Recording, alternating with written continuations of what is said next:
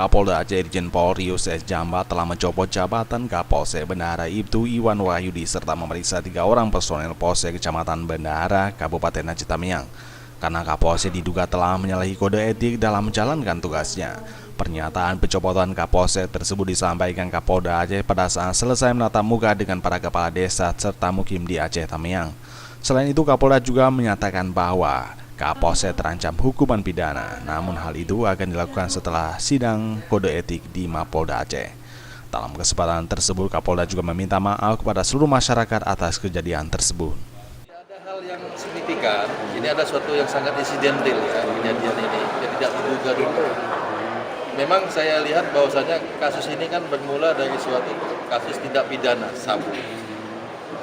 Dalam suatu proses penyelidikan, untuk menemukan barang buktinya, ada suatu hal yang mungkin ini ada kesalahan dalam prosedur dari pihak korban juga, tapi kita tidak mengungkip masa lalunya ya, kan sudah tidak ada lagi ya korban ini kan sudah meninggal ya, sebagai tersangka tadinya.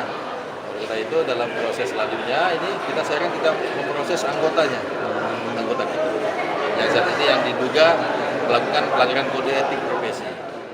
Kini seluruh proses pelayanan di Mapolsek tersebut dialihkan ke Mapolres Aceh Tamiang sambil menunggu situasi Mapolsek membaik. Tim Liputan Aceh TV.